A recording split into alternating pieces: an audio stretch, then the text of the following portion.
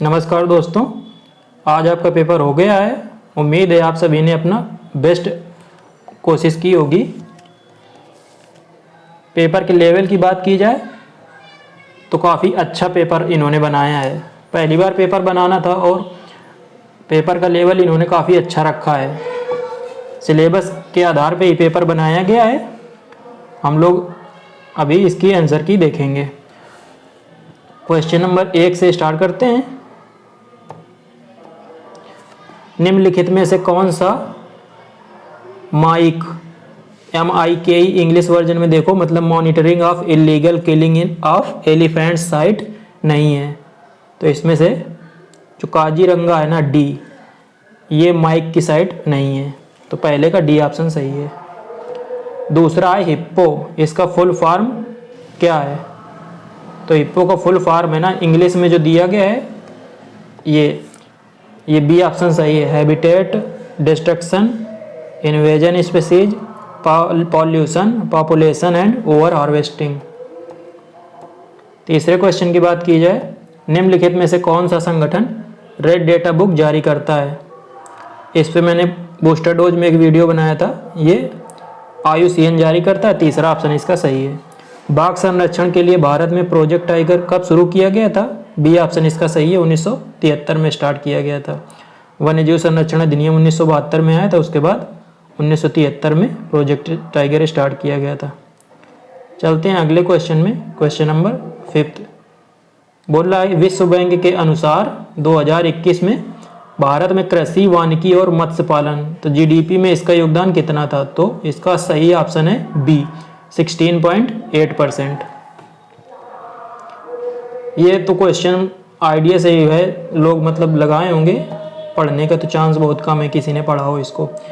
अगला question number 6 निम्न में से भारत का कौन सा कानून और नीति वन संरक्षण के लिए नहीं बनाया गया था? D ऑप्शन इसका सही है। ये भारत की वन बहाली नीति 1952, इस नाम से कोई कानून है नहीं। अगला क्वेश्चन है क्वेश्चन नंबर 7, निम्न में से कौन सा अधिनियम वन उपज के पारगमन और इमारती लकड़ी और वन उपज पर लगने वाले शुल्क से संबंधित कानूनों को समेकित करने के उद्देश्य से बनाया गया था? तो भारतीय वन अधिनियम 1927 का जो है ये सही है। B ऑप्शन 7 का। चलते हैं क्वेश्चन नंबर 8 में। निम्न में से किसने जौ और रागी के लिए न्यूनतम समर्थन मूल्य और निर्गम मूल्य की सिफारिश की है? अब इसका कोई ऑप्शन मुझे सही मिल नहीं पा रहा है क्योंकि ये सिफारिश तो commission for agricultural costs and prices ये करता है, CACP, लेकिन इसमें ऑप्शन नहीं है। अब देखो आयोग इसका क्या आंसर देता है। चलते हैं अगले क्वेश्चन में। क्वेश्चन नंबर 9, पारिस्थितिक तंत्र और संबंधित प्रकार की गलत जोड़ी को पहचान करें। तो इसमें गलत जो है वो C ऑप्शन है। चापराल है ना, ये बोरियल शंकुधारी वन पारिस्थितिक तंत्र नहीं है, बाकी तीनों सही है। चलते हैं क्वेश्चन नंबर 10 में। निम्नलिखित में से किस मंत्रालय द्वारा FSI रिपोर्ट तैयार की जाती है? तो B ऑप्शन आपका सही है, पर्यावरण और वन मंत्रालय। अगला है क्वेश्चन नंबर 11, निम्नलिखित में से कौन सा भारतीय अर्थव्यवस्था के लिए वन का योगदान नहीं है?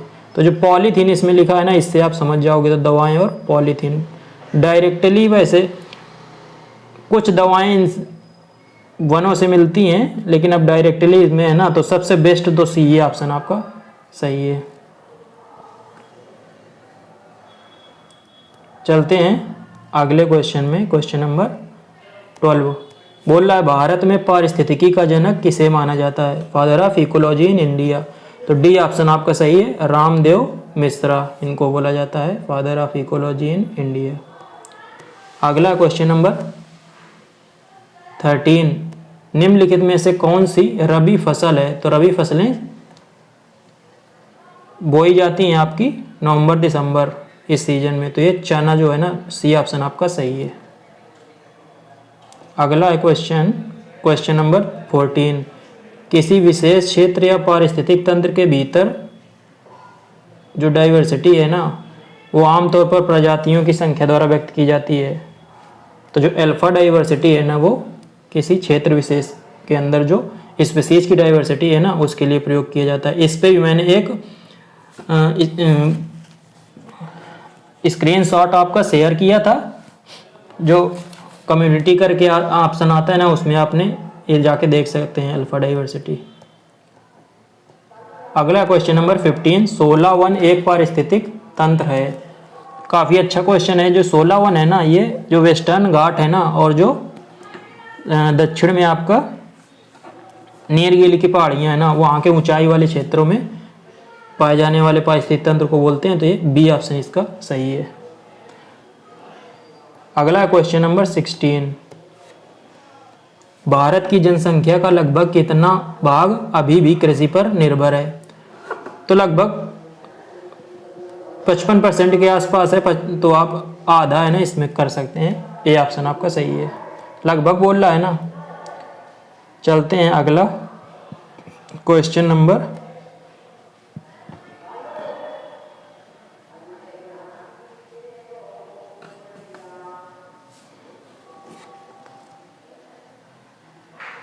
17, निम्नलिखित में से कौन सा राष्ट्रीय वन नीति 1988 का मूल उद्देश्य नहीं है? तो इसमें से सबसे सटीक मुझे सी लग रहा है।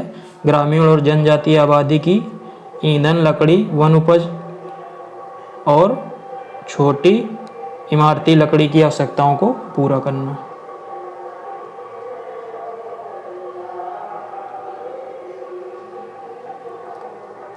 अगला क्वेश्चन नंबर 18, राष्ट्रीय वन नीति 1988 के अनुसार राष्ट्रीय लक्ष्य होना चाहिए। तो देश की कितनी % क्षेत्र वन आच्छादित होना चाहिए? तो ये 1/3। तो डी ऑप्शन आपका सही है। अगला क्वेश्चन नंबर 19, पहली वन नीति जो भारत में आई थी वो 1894 में आई थी। कितने बार मैंने बताया है? 1894, फिर 1952, फिर 1988। अगला क्वेश्चन है 20, क्या बोल रहा है? तीसरी राष्ट्रीय वन्य जीव कार्य योजना में कितने विषय हैं? बी ऑप्शन आपका सही है, 17 विषय हैं। 21 है क्वेश्चन नंबर, गेहूं उगाने के लिए निम्न प्रकार की मिट्टी में से किस प्रकार की मिट्टी अच्छी है? तो इसका बी ऑप्शन सही है, दोमट और लेटेराइट दोनों टाइप की मिट्टी अच्छी होती है गेहूं के लिए। अगला है क्वेश्चन नंबर 22, दूसरी राष्ट्रीय वन्य जीव कार्य योजना कब अपनाया गया था? इसको 2002 में अपनाया गया था और 2016 तक इसका टाइम पीरियड था। बी ऑप्शन आपका सही है। अगला है क्वेश्चन नंबर 23, क्या बोल रहा है? तीसरी राष्ट्रीय वन्य जीव कार्य योजना उन सभी वन्य जीवों के संरक्षण के लिए कौन सा दृष्टिकोण अपनाती है? तो ये है ए ऑप्शन सही, पारिदृश्य दृष्टिकोण या लैंडस्केप लेवल अप्रोच। जो मैंने वन्य जीव कार्य योजना वाला टॉपिक पढ़ा है उसमें इसको अच्छे से बताया था कि लैंडस्केप अप्रोच को अपनाया गया है। चलते हैं अगले क्वेश्चन में। क्वेश्चन नंबर 24 बोल रहा निम्न राष्ट्रीय उद्यानों का उनके संबंधित स्थानों के साथ मिलान करें। तो जो आपका रायमोना है वो असम में है, कुद्रेमुख कर्नाटक में है, सरिस्का राजस्थान में और कीबुलम जाओ मणिपुर में है। तो आपका जो सही ऑप्शन है 24 का वो बी है। अगला क्वेश्चन नंबर 25, जो तीसरी राष्ट्रीय वन्य जीव कार्य योजना है ना 2017 से 2031 के लिए, तो इसके लिए 2 स्टेटमेंट दिए गए हैं कि यह तीसरी राष्ट्रीय वन्य जीव कार्य योजना है, तो ये तो सही है। दूसरा है कि इसके 10 घटक हैं, 10 घटक नहीं है, इसके 5 घटक हैं। तो पहला सही है, दूसरा स्टेटमेंट गलत है। तो आपका कौन सही है? तो केवल एक, तो ए ऑप्शन इसका सही हो गया। चलते हैं क्वेश्चन नंबर 26, निम्नलिखित में से कौन सा राष्ट्रीय उद्यान या पक्षी अभ्यारण्य हिमाचल प्रदेश में नहीं है? तो शुरुआत के 3 जो है ना, इंदर किला, खेरगंगा और पेन वैली, ये आपके हिमाचल प्रदेश में है। और डाची ग्राम जो है ना, ये हिमाचल प्रदेश में नहीं है, ये आपका जम्मू कश्मीर में है। अगला है क्वेश्चन नंबर 27 निम्नलिखित में से कौन सा राष्ट्रीय उद्यान वन्यजीव अभयारण्य संगाई या एल्ड के हिरण के लिए प्रसिद्ध है? तो आपका जो फ्लोटिंग नेशनल पार्क है इंडिया केवल केबुलमजाओ नेशनल पार्क मणिपुर में जो है वहाँ पे संगाई डियर पाया जाता है। सी ऑप्शन आपका सही है। अगला क्वेश्चन नंबर 28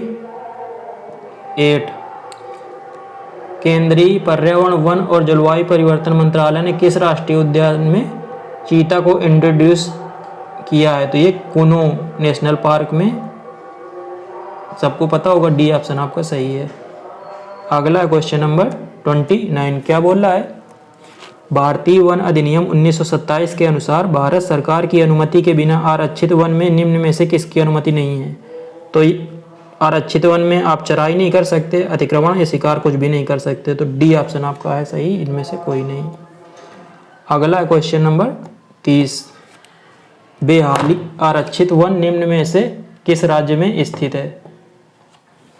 तो ये आपका असम में स्थित है, ए ऑप्शन इसका सही है।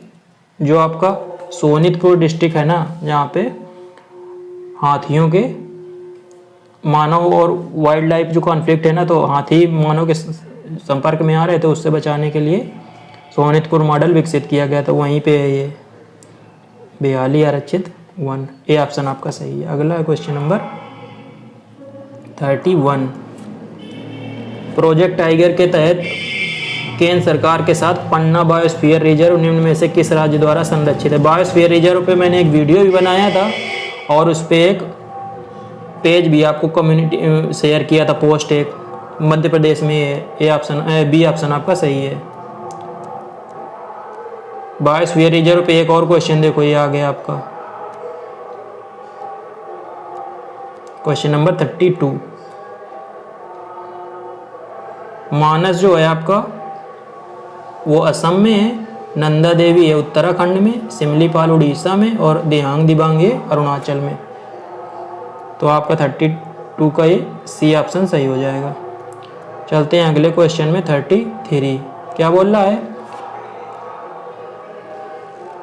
जो इको सेंसिटिव जोन है ना, उसकी सीमा कहाँ तक होती है? कई बार मैंने ये बताया है 10 किलोमीटर तक होती है, फिर बीच में फिर आया कि सुप्रीम कोर्ट ने 1 किलोमीटर का किया, अब उसमें भी जो कंपलसरी है ना कि 1 किलोमीटर वो भी ख़त्म किया गया है, लेकिन 10 किलोमीटर का वैसे होना चाहिए। सी ऑप्शन 33 का आपका सही है। अगला क्वेश्चन नंबर 34 कांगेर वैली राष्ट्रीय उद्यान आपका पूछ रहा है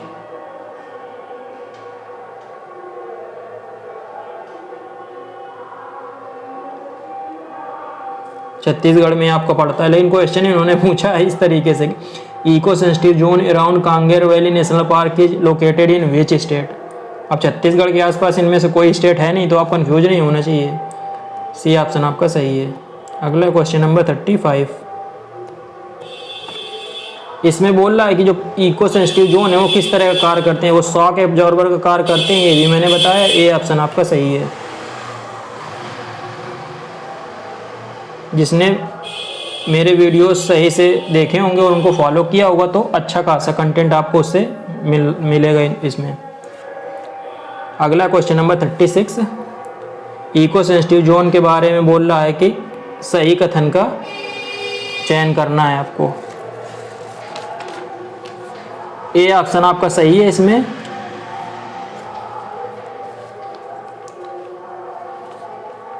जो बी ऑप्शन है ना, इसमें बोल रहा है कृषि और बागवानी पर प्रतिबंध है, तो प्रतिबंध नहीं है, तो बी आपका गलत है और 1 और 3 सही है, तो आपका डी ऑप्शन सही हो जाएगा। अगला क्वेश्चन नंबर 37 निम्न में से कौन सा भारत का सबसे बड़ा टाइगर रिजर्व है? सबको पता, मैंने भी बताया है, ये आपका नागार्जुन सागर श्रीशैलम आंध्र प्रदेश में आपका पड़ता है। 37 का ए ऑप्शन सही है। अगला क्वेश्चन नंबर 38 निम्न में से कौन सा हाथी आरक्षित क्षेत्र केरल में नहीं है? तो पेरियार, अन्नामुडी और नीलम्बूर ये तीनों केरल में है, जबकि जो मयूरभंज है वो उड़ीसा में है, तो सी ऑप्शन आपका सही है। अगला क्वेश्चन नंबर 39 कि पिछले साल अगस्त में विश्व हाथी दिवस भारत में कहाँ मनाया गया था? तो ये पेरियार एलिफेंट रिजर्व जो केरल में है वहाँ पे मनाया गया था, आपका डी ऑप्शन सही है। अगला है क्वेश्चन नंबर 40। टाइगर रिजर्व को मेल कराना है आपको, तो आप पेंच में कंफ्यूज हो रहे हैं तो कोई दिक्कत नहीं, सतपुड़ा से स्टार्ट कर लो। सतपुड़ा तो पता है ना कि मध्य प्रदेश में है, तो बी का 4th हो गया। रानीपुर उत्तर प्रदेश, रामगढ़ विषधारी राजस्थान, तो कौन बचा? पेंच महाराष्ट्र। अब सतपुड़ा महाराष्ट्र में तो है नहीं, तो इस तरह से आपका जो 40 का आंसर है वो सी सही हो जाएगा। अगला है क्वेश्चन नंबर 41। प्रेयरी और जो स्टेपीज है ना, ये घास के मैदान है, तो ग्रासलैंड इकोसिस्टम के एग्जाम्पल हैं आपके, तो बी ऑप्शन इसका सही हो जाएगा। अगला है क्वेश्चन नंबर 42। क्या बोल रहा है?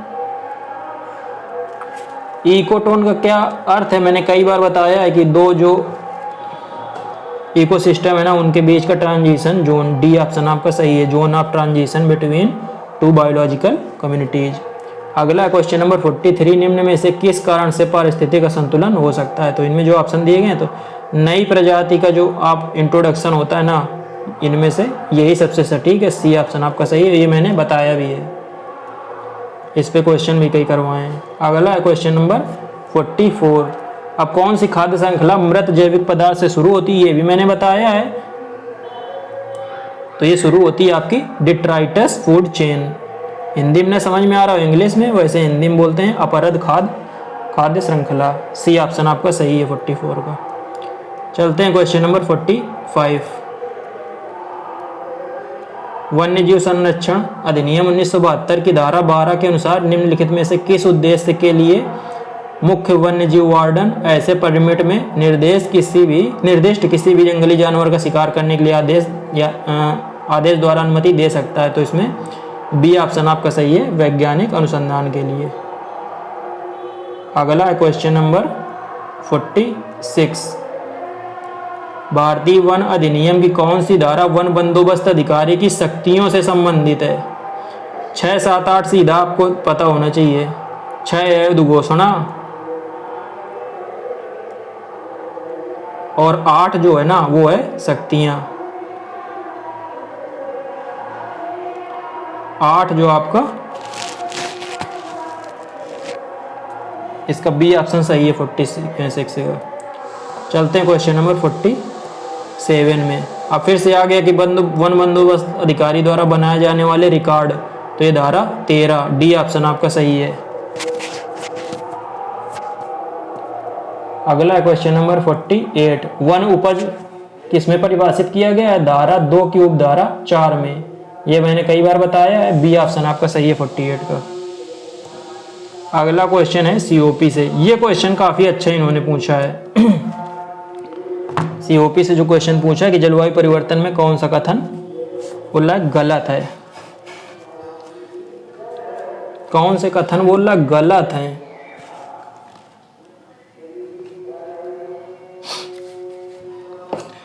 तो इसमें सेकंड तो आपका गलत है ही। अब ये जो लाइफ मिशन है ना, ये 2026 में जारी किया गया था, तो इस हिसाब से ना आपका बी ऑप्शन ही है कि क्योंकि 250 की जगह ये 500 गीगावाट है। 500 गीगावाट रिन्यूएबल एनर्जी से, मतलब गैर जीवाश्म का मतलब रिन्यूएबल एनर्जी है, तो 49 का बी ऑप्शन ही आपका सही है। इसमें COP26 से भी, ये जो लाइफ है ना, COP26 में इसको लॉन्च किया था मोदी जी ने। अब इसमें ईयर तो नहीं दिया, तो इसलिए 26 के लिए मान सकते हैं। 50 क्वेश्चन बहुत ईजी है। COP27 कहाँ आयोजित हुआ था? मिस्र के शर्म अल शेख शहर में। बी ऑप्शन आपका सही है। अगला क्वेश्चन नंबर 51। ये भी काफ़ी अच्छा क्वेश्चन है। 2030 तक जो IPCC है ना, inter governmental panel on climate change, तो जो तापमान वृद्धि है ना उसको कितने डिग्री तक सीमित रखना चाहता है? तो 2030 की बात कर रहा है, तो ये 1 डिग्री है, और 2050 तक 1.5 डिग्री है, तो इसका बी ऑप्शन सही है मेरे हिसाब से। अगला क्वेश्चन नंबर 52। COP27 के दौरान सेनेगल के साथ निम्न में से किस देश ने अंतर्राष्ट्रीय शुष्कता प्रतिरोध गठबंधन शुरू किया? ये भी क्वेश्चन काफ़ी अच्छा है। 52, इसका ऑप्शन सी सही है। स्पेन के साथ सेनेगल ने समझौता किया था, सी ऑप्शन सही है। अगला क्वेश्चन नंबर 53, ये थोड़ा कॉमन सेंस वाला क्वेश्चन था। VER का मतलब पूछ रहा है कार्बन क्रेडिट के संबंध में, तो voluntary emission reduction, B option आपका सही है।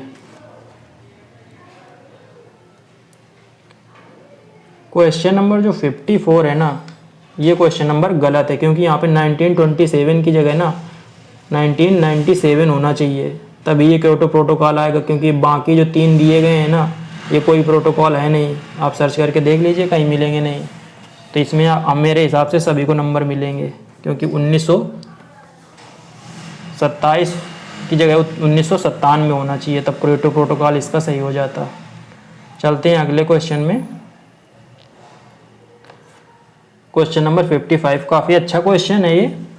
कार्बन क्रेडिट, इससे जितने क्वेश्चन बने कार्बन क्रेडिट से, वो सभी अच्छे क्वेश्चन है। कार्बन क्रेडिट के लिए एक स्वैच्छिक व्यापार प्रणाली के सामान्य मापदंडों को लोकसभा में 2022 में निम्न में से किस अधिनियम में पेश किया गया? तो इसको ऊर्जा संरक्षण अधिनियम के तहत पेश किया गया था, बी ऑप्शन इसका सही है। अगला क्वेश्चन नंबर 56, भारत की पहली कार्बन रजिस्ट्री का नाम? तो ये है CRI, सी ऑप्शन आपका सही है। पहली कार्बन रजिस्ट्री भारत की है। अगला क्वेश्चन नंबर 57, परत का क्षरण, जो सीट और इरोजन है ना, जहाँ पे मैंने मृदा संरक्षण जो टॉपिक है ना वो उसमें बताया है, तो उसमें ये बताया कि सीट इरोजन है ना भारी वर्षा के कारण होता है, ए ऑप्शन आपका सही है। अगला क्वेश्चन नंबर 58, संयुक्त राष्ट्र के अनुसार कृषि वानिकी तंत्र मुख्य रूप से कितने प्रकार का होता है? तो ये आपका 3 प्रकार का होता है, और मैंने ये बताया भी है आपका। कृषि वानिकी जो टॉपिक है उसमें एग्री सिल्वीकल्चरल, सिल्वी पेस्टोरल और एग्री सिल्वी पेस्टोरल।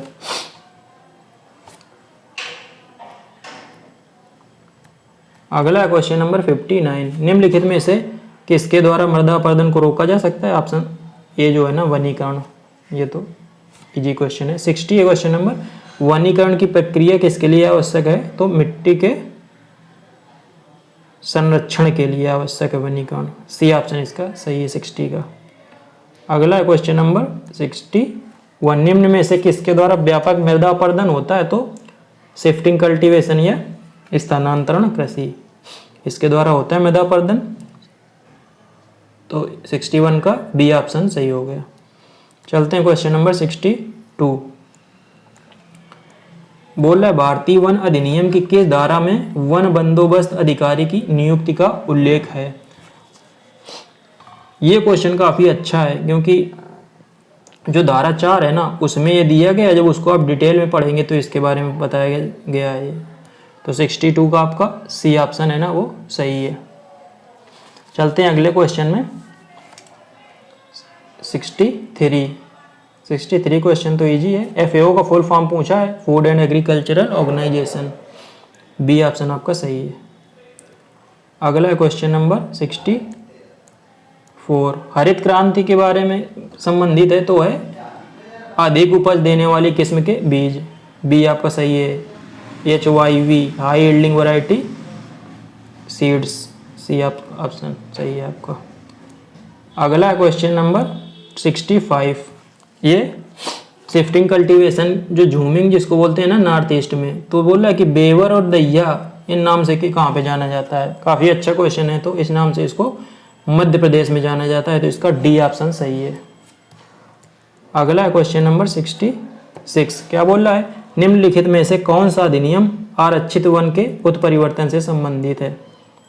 इसका सही ऑप्शन है ऑप्शन सी, वन संरक्षण अधिनियम 1980,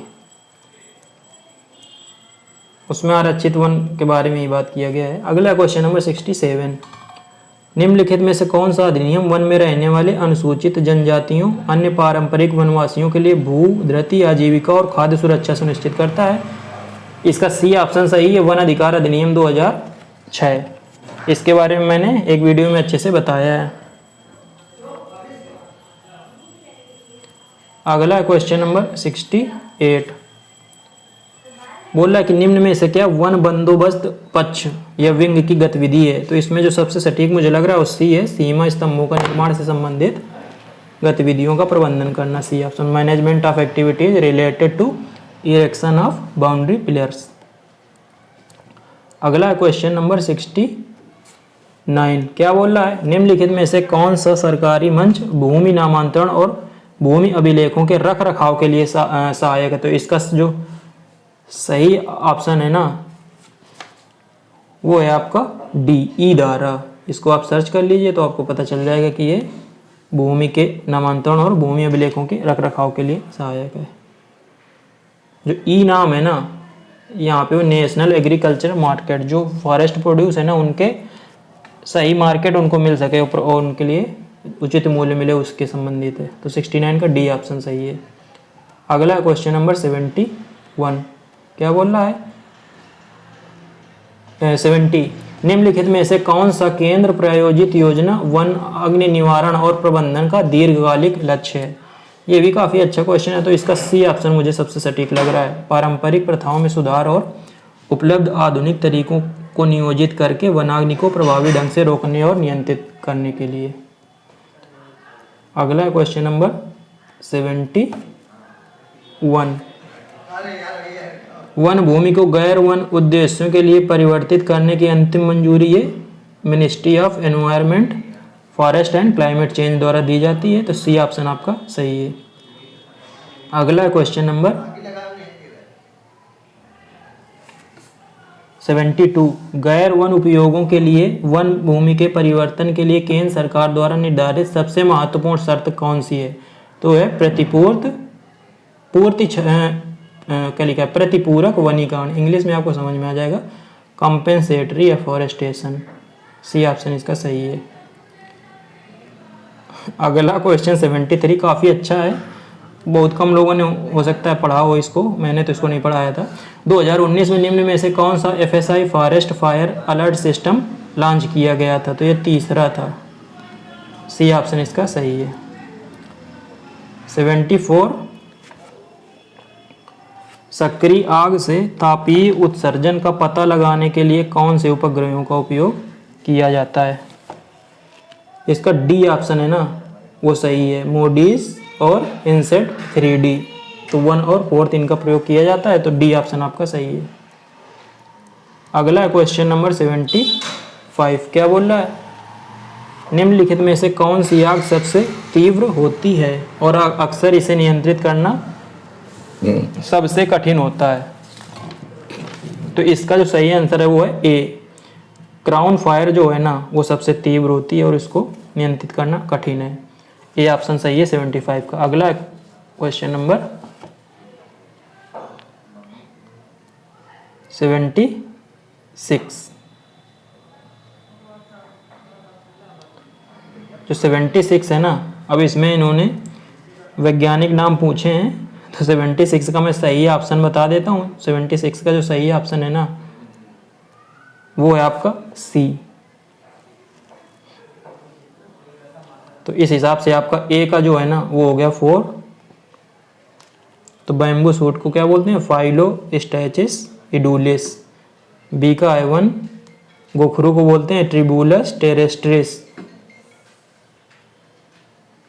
सी का सेकेंड, कैसिव कर्नेल को बोलते हैं एनाकार्डियम ओसीडेंटाल। और लास्ट में बचा डी, मतलब मलकन का लिखा है, कौन सा सीड है हिंदी में देख लेते हैं, मलकांगनी बीज। इसके लिए है सिलेस्ट्रस पैनिक्यूलाटस। चलते हैं अगला क्वेश्चन नंबर 77, क्या बोल रहा है, निम्नलिखित में से कौन सा भारत का एकमात्र वन प्रमाणन संगठन है जिसे विश्व स्तर पर मान्यता प्राप्त है। तो ये आपका इसका सही आंसर है NCCF। ये ऑप्शन आपका सही है। अगला क्वेश्चन नंबर 78, वन धन योजना न्यूनतम समर्थन मूल्य के माध्यम से लघु वन उत्पाद के विपणन के लिए तंत्र और MFP के लिए मूल्य श्रृंखला के विकास का एक गठन जिस राष्ट्रीय स्तर पर नोडल एजेंसी के रूप में यूज किया जाता है, ट्राइफेड। तो ट्राइफेड को जहाँ पे मैंने बताया है वहाँ पे ये इसके बारे में डिटेल में ये सब चीज़ें बताई हैं। तो 78 का सी ऑप्शन आपका सही है। अगला क्वेश्चन नंबर 79, लाख जो है ना वो एक कीट के द्वारा उत्स्रावित होता है। तो जब जो टॉपिक आपका वन उपज है ना उसमें मैंने ये बताया है, आप सर्च जाके देख सकते हैं। सी ऑप्शन इसका सही है। अगला क्वेश्चन नंबर 80, सामुदायिक दावतों और अनुष्ठानों के दौरान विशेष रूप से उपयोग किए जाने वाले कप और प्लेट ये किससे बने होते थे? माहुल के पत्तों से बने होते हैं। इसका बी ऑप्शन है सही है। अगला क्वेश्चन नंबर 81, भारत में मानव हाथी संघर्ष को कम करने के लिए उपयोग की जाने वाली विधियां, तो ये तीनों विधियां यूज की जाती हैं, अवरोधों की स्थापना, विकर्षक तरीके और निवारक विधियां। तो डी ऑप्शन आपका सही है। अगला क्वेश्चन नंबर 82, एफएससी का फुल फॉर्म पूछ रहा है, तो forest stewardship council, B option आपका सही है। अगला वन प्रमाणन के लिए जो कार्यक्रम है ना वो कहाँ पे स्थित है? इंग्लिश में आप देखोगे ना तो ये PEFC की बात कर रहा है, programme for endorsement of forest certification. तो PEFC है ना, इसका हेडक्वार्टर जो है ना वो जिनेवा में है, स्विट्जरलैंड में। डी ऑप्शन सही है 83 का। अगला 84,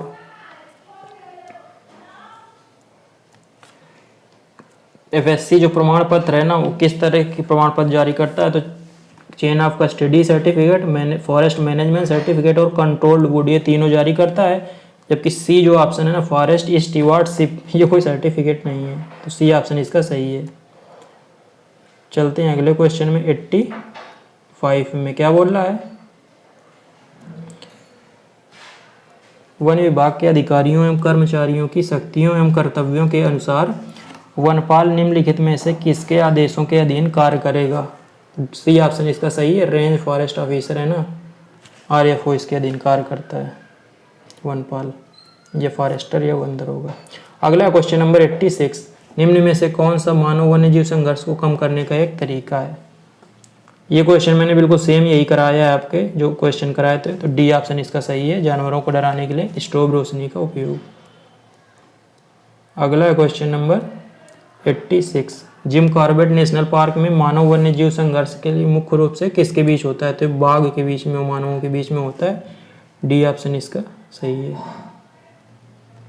अगला क्वेश्चन नंबर 88, IUCN के अनुसार वन्य जीवन को लेकर संघर्ष के कितने स्तर हैं? काफ़ी अच्छा क्वेश्चन है। इसके 3 स्तर हैं।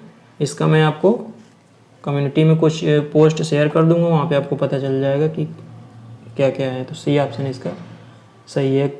अगला क्वेश्चन नंबर 89, क्या बोल रहा है? वन विभाग के अधिकारियों एवं कर्मचारियों की शक्तियों एवं कर्तव्यों के अनुसार निम्नलिखित में से कौन सा वन दरोगा का कर्तव्य नहीं है? तो सी ऑप्शन है ना, मुझे यही सटीक लग रहा है कि वायरलेस नेटवर्क के समुचित कार्य के लिए वो जिम्मेदार नहीं है, इसके लिए अलग लोग होते हैं। अगला क्वेश्चन नंबर 90, अब बोल रहा है कौन सा कर्तव्य है? तो इसका डी ऑप्शन जो है ना वो सही है, मतलब पहला सही है और तीसरा सही है। मतलब वो अपने अधिकार क्षेत्र के वन अतिक्रमण को रोकने के लिए जिम्मेदार है, और तीसरा उसे सौंपी गई वन संपत्ति की प्रकृति और सीमा का पूरा ज्ञान होना चाहिए। बाकी पशुओं की चिकित्सा के लिए भी अलग लोग होते हैं। अगला क्वेश्चन नंबर 91, अब यहाँ पे फॉरेस्ट गार्ड से रिलेटेड क्वेश्चन है। तो फॉरेस्ट गार्ड ना बीट लेवल पे काम करते हैं, ए ऑप्शन इसका सही है। अगला क्वेश्चन नंबर 92, वनारोपण वृक्षारोपण के माध्यम से वनों के विकास के लिए सरकार द्वारा निम्न में से कौन सी योजनाएं कार्यान्वित की गई हैं? तो ये तीनों योजनाएं कार्यान्वित की गई हैं। राष्ट्रीय वनीकरण कार्यक्रम, हरित भारत के लिए राष्ट्रीय मिशन और वन अग्नि निवारण एवं प्रबंधन योजना। तो डी ऑप्शन आपका सही हो जाएगा। अगला क्वेश्चन नंबर 93, बोल रहा है नमी के तनाव का सामना करने के लिए बीज को दिया जाने वाला विशेष उपचार। तो इस क्वेश्चन में मुझे डाउट है, कुछ सही से इसका क्वेश्चन है ना मिल नहीं पा रहे थे, लेकिन सी और डी में से ना इसमें एक कोई सही होना चाहिए। अगला क्वेश्चन नंबर 94, बीज दृढ़ीकरण मतलब सीड फोर्टिफिकेशन की कौन सी विधि में शामिल है, तो इसका सी ऑप्शन सही है। सोकिंग, इंग्लिश में पढ़ देते हैं, soaking of seed in bio active chemical solution like growth regulators and micronutrients. अगला क्वेश्चन नंबर 95, पेड़ों या इसकी लकड़ी के सुधार के लिए खड़े पेड़ों से जीवित या मृत शाखाओं या एकाधिक अग्रकों को हटाने को कहा जाता है, तो इसको प्रूनिंग बोलते हैं या छटाई। डी ऑप्शन इसका सही है। अगला क्वेश्चन नंबर 96, क्या बोल रहा है, वनों को ग्रह के फेफड़े के रूप में जाना जाता है। अब बोला कि वो उनसे किस तरह किन कौन कौन से लाभ हमको मिलते हैं। तो प्रदूषण नियंत्रण होता है और मिट्टी का कटाव कम होता है और बाढ़ में नियंत्रण होता है। लेकिन कीट नियंत्रण है ना, सेकंड है ना, वो नहीं है, तो सेकंड को आप स्किप कर दो। तो सेकंड जिसमें नहीं है वही सही है, तो आपका बी ऑप्शन है ना वो सही हो जाएगा। अगला क्वेश्चन नंबर 97, क्या बोल रहा है, सुंदरलाल बहुगुणा के नेतृत्व में चिपको आंदोलन कहाँ पे हुआ था, उत्तराखंड में हुआ था। बी ऑप्शन आपका सही है। अगला क्वेश्चन नंबर 98, पृथ्वी के भूभाग का लगभग कितने परसेंट बनावट है, तो लगभग 30% के आसपास है। 30-31% तो 1/3 आप बोल सकते हैं, तो सी ऑप्शन है ना वो सही है 98 का। अगला क्वेश्चन नंबर 99, बोल रहा है वन जल संभरण और आर्द्र भूमि घरेलू कृषि औद्योगिक और पारिस्थितिक जरूरतों के लिए दुनिया के सुलभ ताजे पानी के लिए आपूर्ति का कितना परसेंट है ना, उसके लिए प्राकृतिक फिल्टर का काम करते हैं। तो इसका बी ऑप्शन आपका सही है 75%। ये भी थोड़ा अजीब टाइप का क्वेश्चन था। लास्ट क्वेश्चन है, जो TXT2 पुरस्कार है ना, इसके बारे में पहला स्टेटमेंट सही है कि ये 2 श्रेणियों में दिया जाता है।